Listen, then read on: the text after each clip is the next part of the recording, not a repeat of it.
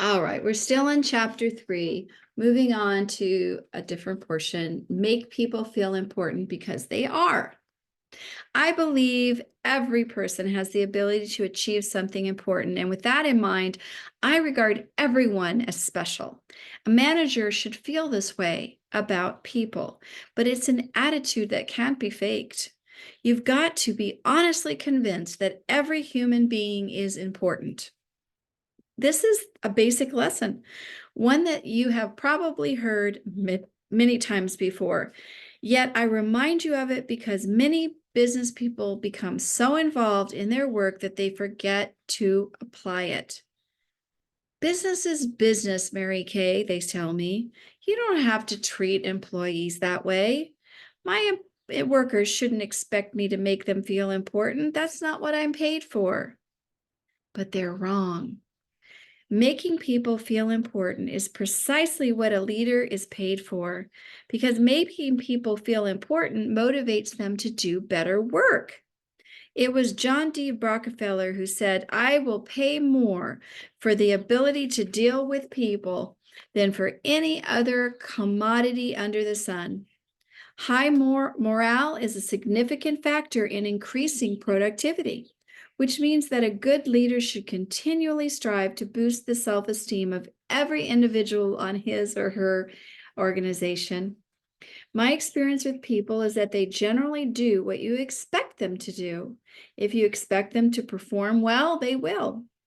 Conversely, if you expect them to perform poorly, they'll probably oblige. I believe that the average employees who try their hardest so to live up to your high expectations of them will do better than the above average people with low self-esteem. Motivate your people to draw on that untapped 90% of their ability, and their level of performance will soar. How does a leader make people feel important? First, by listening. Let them know you respect their thinking and let them voice their opinions. As an added bonus, you might learn something. A friend of mine once told me about an executive of a large retail operation who told one of his branch managers, "There's nothing you couldn't tell me that I haven't thought about before. Don't ever tell me what you think unless I ask you." Is that understood? Imagine the loss of self-esteem that branch manager must have felt. It must have taken all the wind out of his sails and adversely affected his performance. When an individual's self-esteem is deflated, his level of energy is decreased. On the other hand, when you make a person feel a great sense of importance, he or she will be walking on cloud 9, and the level of energy will skyrocket. Responsibility without authority can be destructive. This is the next segment. People also feel important when they're given responsibility, but responsibility without authority can destroy a person's self-esteem. Have you ever noticed a little girl's reaction when she's been given her first babysitting assignment with her younger brother? She bubbles with excitement because she's received the status of a grown-up. But if she's given the responsibility to watch after him, she should also be given the authority to send him to bed early if he misbehaves.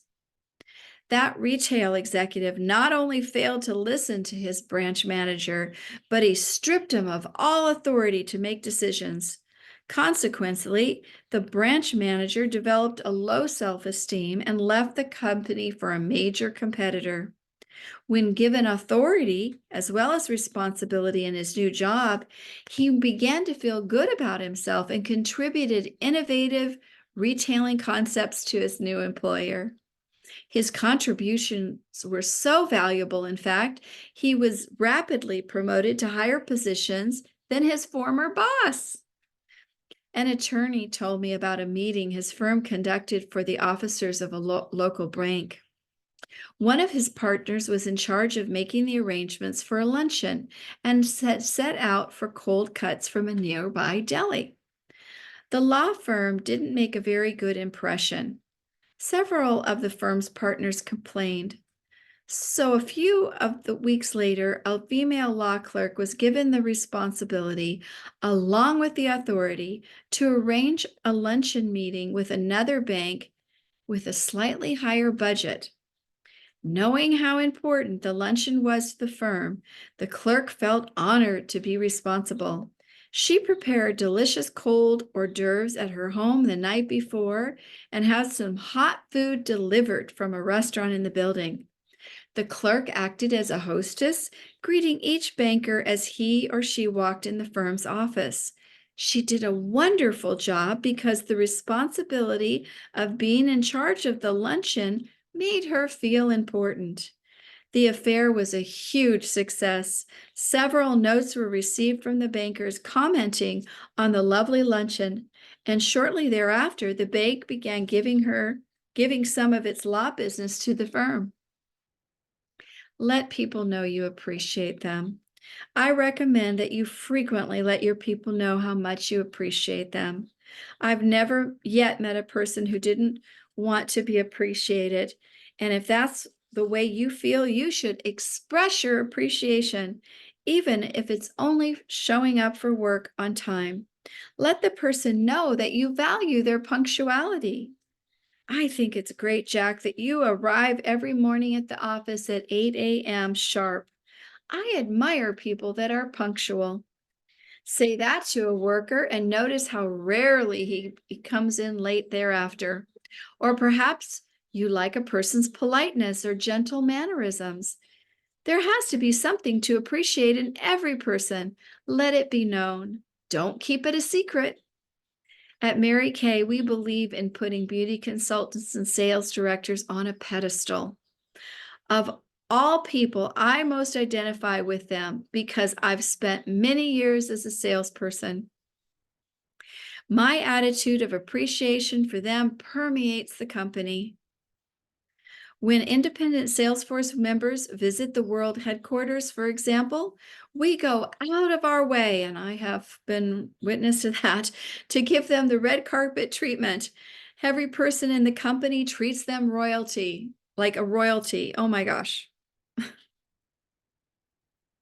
It's unbelievable what they do. They literally have a red carpet, and everybody comes out of their office, and there's 13 floors in Mary Kay Corporate, and all the employees are standing on the floors outside their office and clapping for us when we come in, the sales force. It's unbelievable.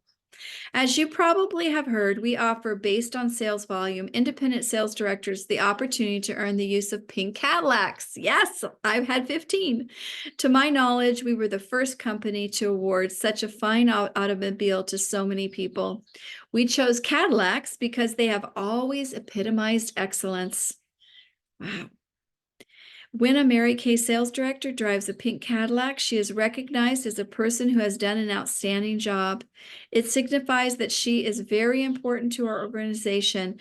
And of course, once she achieves this important status, she doesn't ever want to relinquish that privilege. We go first class across the board, and although it's expensive, it's worth it because our people are made to feel important. For example, each year we take the top sales directors and their spouses on deluxe trips. Oh my gosh, they're amazing. Each year we take the top sales directors and their spouses on deluxe trips to places such as Hong Kong, Bangkok, London, Paris, Geneva, Athens. We spare no expense. I can attest to that too. And although it costs a lot of extra to fly per person to fly the Concorde, cruise the Love Boat, or book suites on the elegant George V in Paris, it's our way of telling them how important they are to the company. Oh, even in cities that are used to pomp and ceremony, we attract considerable attention. Yes, we do. People in the streets stop to watch our beautiful women being escorted from the hotel to limousines, wondering who they are. These women feel like royalty, and to us, they are. From the beginning, we have always believed in going first class with our people. If something is too expensive, we'd rather forget it than economize. For instance, we might settle for one elegant banquet a year instead of two moderate ones. Why do we do it this way? Well, think of the feeling of importance you get from dining at a first-rate restaurant. Everything is perfectly done. The cordial greeting of the maitre d', the exquisitely prepared food, everything.